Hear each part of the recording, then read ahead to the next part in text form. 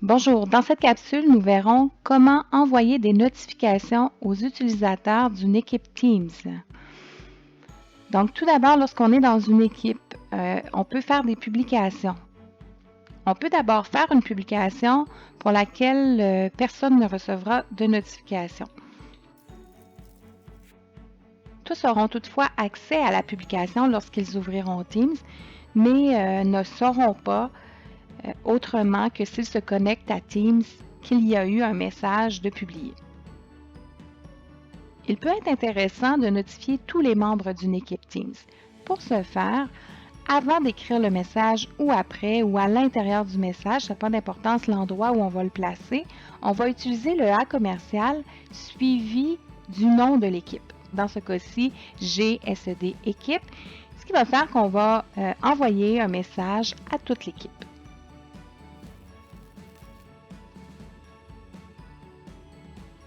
On peut aussi vouloir s'adresser seulement aux membres d'un canal particulier. Dans ce cas, on va aller sélectionner notre canal et inscrire une publication.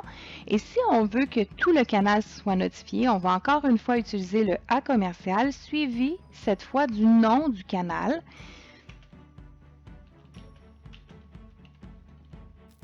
Puis on va envoyer notre message à tous les utilisateurs du canal. Une autre façon d'envoyer des notifications à des personnes spécifiques est d'utiliser les balises. Donc, les balises vont se gérer à partir du menu de l'équipe. On peut le faire de deux façons. On peut tout d'abord aller gérer les balises directement dans le menu. Donc, on pourrait gérer les balises en ajoutant des mots-clés. Donc, présentement, il y a déjà quelques balises d'actives pour ce groupe. Là, on les voit, anglais, CP, primaire, etc.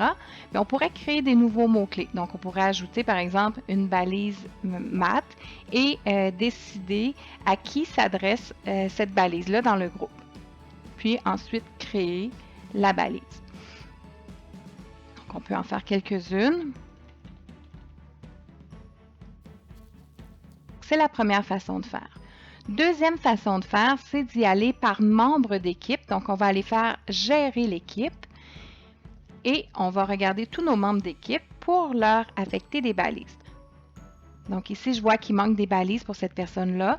Donc, je vais aller ajouter les balises qui devraient être déjà actives pour cette personne.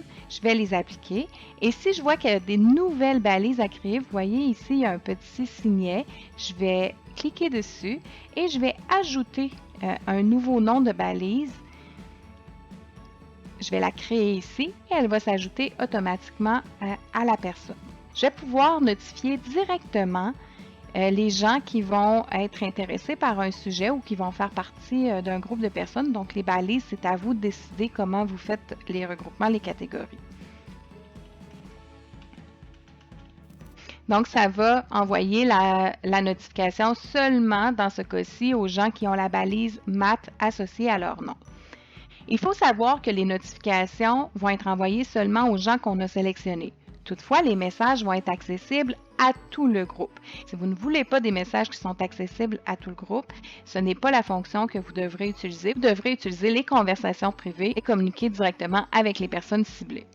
Donc voilà, avec les balises associées avec les bons mots-clés, vous serez capable d'envoyer des notifications lorsque vous le désirez à des groupes de personnes pour qu'ils sachent que vous avez publié un message dans votre équipe Teams.